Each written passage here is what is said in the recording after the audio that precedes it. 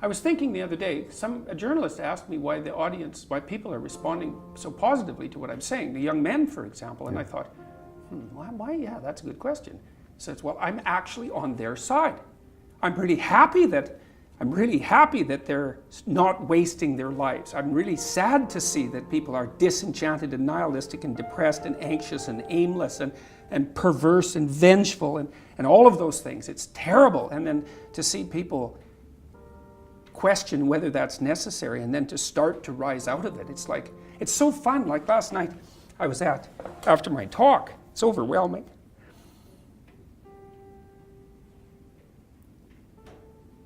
I don't usually think about these things, but I was after my talk last night, and so all these people line up, and they have their 15 seconds with me, and they're kind of tentative. They're excited and attentive when they come up to talk to me, and then they have 15 seconds of time to tell me something. I'm really listening to them, and they're hesitant about whether or not to share the good news about their life, and I think it's often because when people share good news about their life, people don't necessarily respond positively.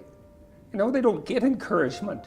And people need so little encouragement. It's just unbelievable. And so they'll tell me something good, and I think, oh, that's so good. Somebody says, oh, I'm getting along way better with my father. I hadn't seen him for 10 years, and now we get along. It's like, God, great. And then the power of that, you can't overstate the power of that for individuals to get their life together. The individual is an unbelievably powerful force, and every single person who gets their act together a little bit has the capacity to spread that around them. It's a chain reaction, and so it's a lovely thing to see. And that's fantastic. Our daughter ended her life at 24 due to depression. If someone is determined to end their life, how can one change their mind? Oh, well, first of all, I'm very sorry about that. That's a terrible thing. Look, I had this friend,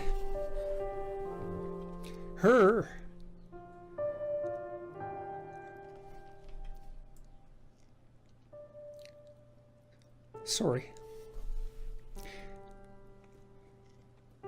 There's been a lot of depression in our family, so it's a question that cuts close to the bone. Anyways, I had this friend, a friend of my parents, and her granddaughter committed suicide, She was just beating herself up about that.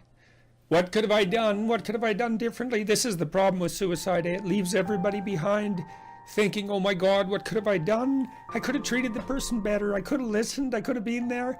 It's like, and she was just beating herself up about this, really feeling that she wasn't a useful person, that she'd failed as a grandmother. She's a really good person, And so I went for a walk with her, and I said, and she's married, and she likes her husband, and he's a really good guy. And I said, look, you're blaming yourself for your granddaughter's suicide. It's like, are you blaming your husband? Are you sitting him down and telling him what a useless bastard he was as a grandfather because his granddaughter committed suicide and how he failed completely? She said, no, I'd never do that. So I said, well, don't do it to yourself. One of the things that has just blown me away in the last year, because I've talked to lots of people live, but also lots of people online. But it's more obvious live, and it's obvious in this theater as well, is that I've gone around and spoken, and a large proportion of my audience has been young men, under 30, something like that. And I've spoken to them a lot about responsibility. And what's so odd about this is that of all the things that I've spoken about, because I can see the audience and I can feel how the audience is reacting, because I'm always paying attention to all of you insofar as I can manage that. So I get some sense of how what I'm saying is landing, which you have to do if you're going to speak effectively to people. And what happens is if I talk about responsibilities, everyone is silent, just like they are now. Silent and not moving, right? Focusing, attentive. Say, pick up your responsibility. Pick up the heaviest thing you can and carry it. And the room goes quiet and everybody's eyes open. And I think, that always makes me break up.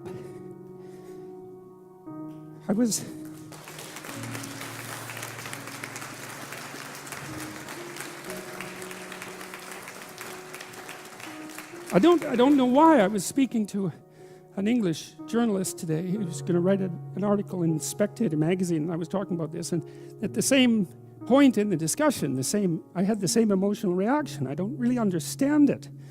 I think there's something about it that's so crucial, because we've been fed this unending diet of rights and freedoms, and there's something about that, there's something about that that's so pathologically wrong, and people are starving for the antidote, and the antidote is truth and responsibility, right? And it isn't because that's what you should do in some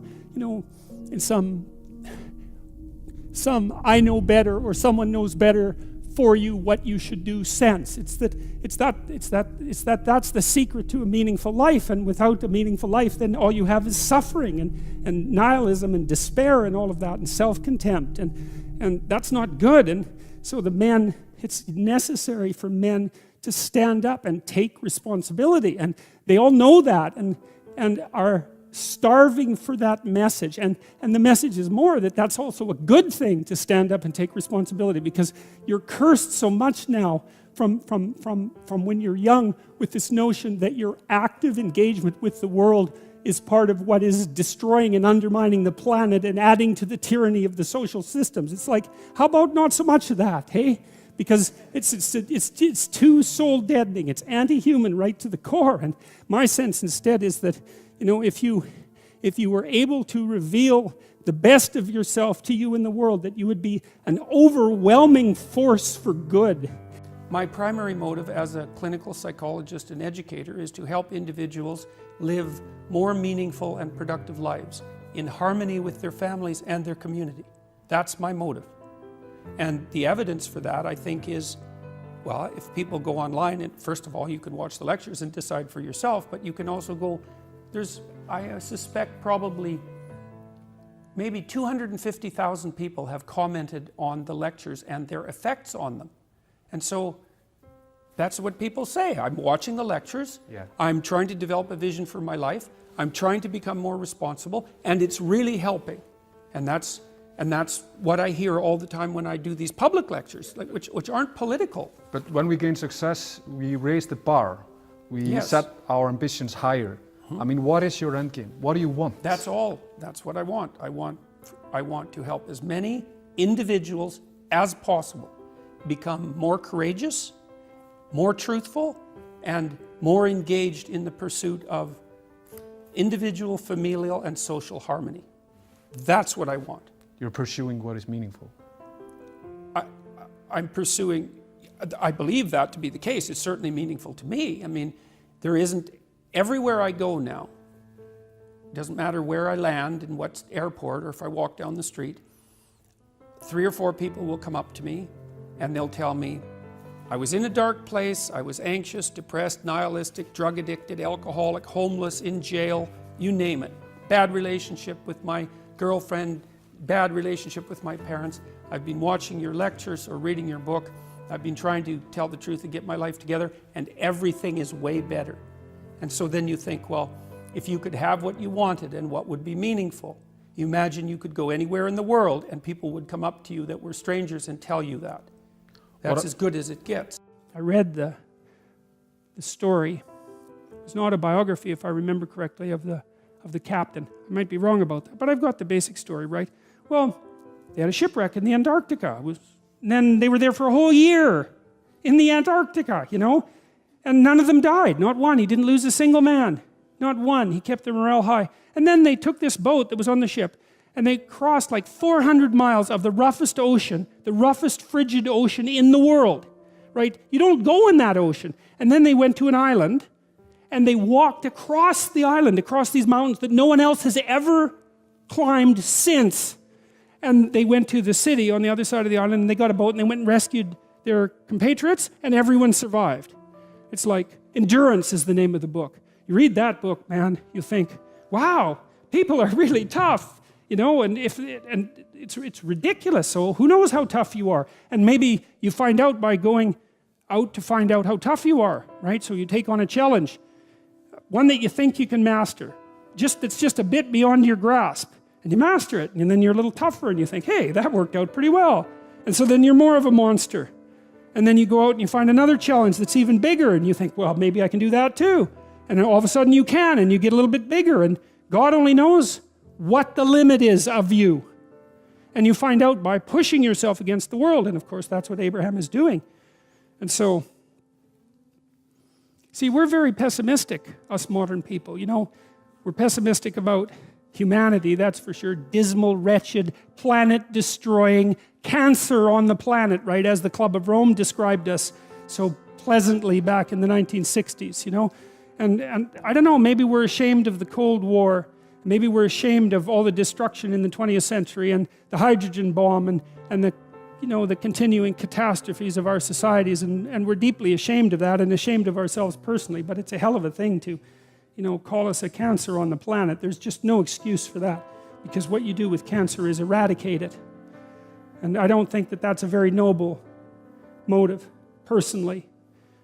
And I think it says a lot about the people who would use such phraseology, that they would dare to conceptualize humanity in that manner.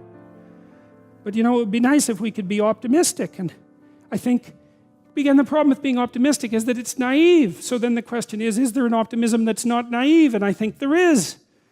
And the optimism that's not naive is in just a visualization of how strong people can be. So one of the things that I tell people, I've told my students in my class, in Maps of Meaning, here's a goal. You want to be the person at the funeral of your father that everyone can rely on. How would that be? You want to be the person who's broken and useless and adding to the misery in the corner. And look, I'm not making light of people's grief. You know, I understand grief. But who do you want to be when there's a crisis? Right? Do you want to be the person that everyone can turn to for strength? It's like, why the hell not? Why not that as a goal? That'd be a good goal, because then if there's a crisis, and there will be, it won't be such a bloody crisis, because there'll be someone there that can deal with it. You know, so when I went and talked to these people at the funeral home, I envisioned that. I thought, okay, well, this is something you have to contend with if you're going to be alive and adult. You have to contend with death and suffering, and you have to be ready for it. And you have to be there for the person, because that's all they're going to have. And so there's a goal, man. And in this time of nihilism, you know, it's what's the point of life? People ask. And they're taught that at universities. What's the point of life? Everything's interpretation. Humanity's a cancer on the planet. You know? Well, how about no? How about not that? How about that there's something to us?